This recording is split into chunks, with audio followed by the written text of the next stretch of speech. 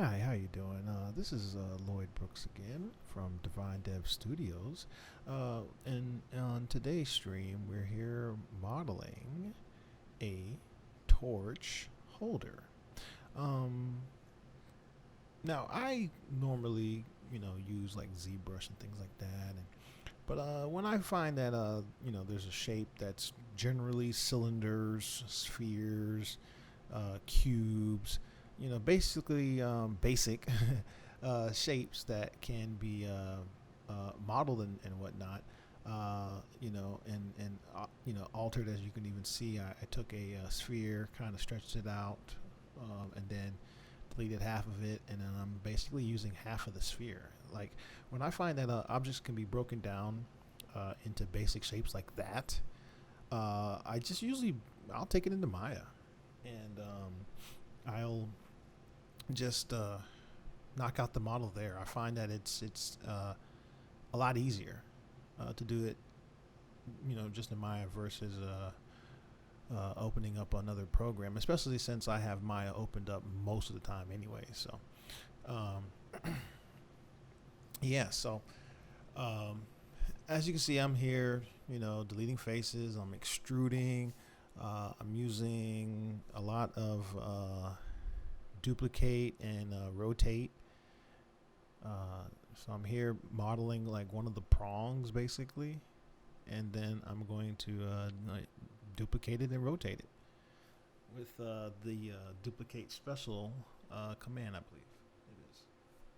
So um, figuring out the degrees, how many degrees I need to rotate each individual one, so that way I can input that value on the y-axis, I believe it is. And doing it this way, as you can see, I've quickly gotten the shape of the torch holder. So um, now I'm just basically using extrude, and then I'm bridging the gaps between the prongs, and yeah, I'm just basically I've duplicated the pole, and now I'm basically making the connecting parts, the braces, I guess.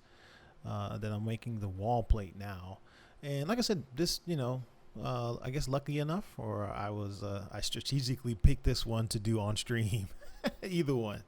That it's just basic geometric shapes, so it's really nice when it works out like that.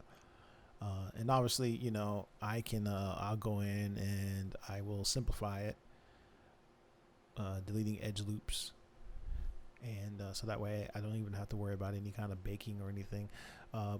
Most of the time, this will be seen in the dark, because even with the light coming from on top, it's not really going to give any light off on itself or enough. So I make sure that the asset is low enough that I'm not wasting any tries or anything like that. But I definitely make sure that it has enough that it will hold up still the silhouette when at close view. So, and I usually make sure that I place this asset in locations where the player can't really see it at very close angles, like we're looking at right now in the viewport. So so all of that is just, like just really managing your poly count and things like that. So I don't even think, if I remember correctly, I don't believe I'm even using a normal map on this asset.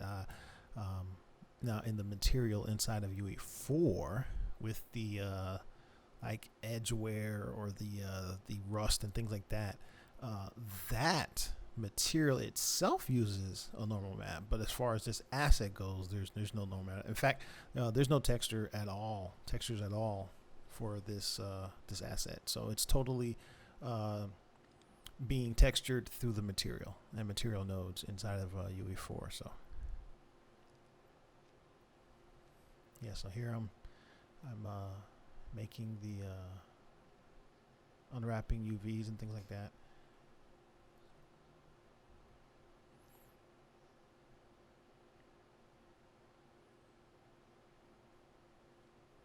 So yeah, yeah, right now we are still developing Heavenly Chronicles Ascension and streaming on Twitch.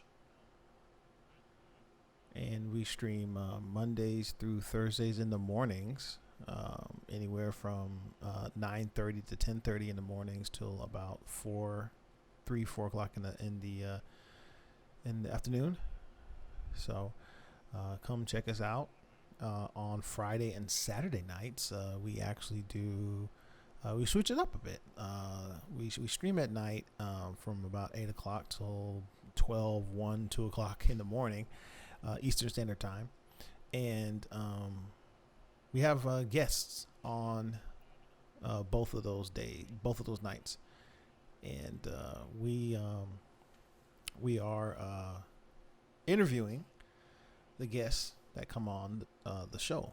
And yeah, we've had a lot of awesome guests so far, and I'm really excited about the future ones that we're having as well.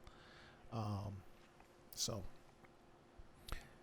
join us on Friday and Saturday nights, and you'll hear from industry experienced artists, streamers, developers, programmers, and so yeah, you never know what kind of who's going to be on the show. So tune in every week to find out. But yeah, so here I'm just testing some UV things, and then if you noticed, once I got the UV that I wanted on one particular item, I went and I deleted all the rest of the sections, and then I rotated it again. I did a duplicate special, rotated it again, and then I would weld whatever vertices I needed to. What that ended up doing was it basically stacked the shells on top of each other, because I'm practically duplicating it and then revolving it. So even though the mesh changes physical transforms in the viewport, the UVs don't change. So all that happens is once I duplicate it, however many times I duplicate that mesh or that section or those faces, what ends up happening is it just starts laying UVs on top of each other. So yeah, so right here we probably ended up getting a raid, and so I like to run through the level and show everybody what's going on and stuff like that. So in the level. So every once in a while we stop and take a cool look at some videos and things like that correlate to game dev and the theme and the feel of the game. So the game is it takes place in purgatory, so there are some gory things about the game as well. So we do look into a lot of that kind of stuff, movies, games, comics, things like that, art. So it's definitely a lot of fun times. So here I am. I'm in UE4. I finished modeling, UVing and everything. So I've imported the asset into Unreal, and I am currently using some of the Paragon assets as far as the materials go, and makes everything a lot easier, because I'm going for that level of fidelity, with textures and assets. So if I can save some time, having to create those materials and or textures to make those materials, then hey, I might as well use those materials already, and they look really nice. So here I am putting it into the level, and as you can see, the shader complexity is really simple. So I'm not having to pay anything on that at all. So here I am setting up some lights, or a light, to go above it. That's going to help simulate the fire. I think I'm even going to get a chance to put in a particle effect or two. So, but yeah, thank you for joining us, and I'll see you next time.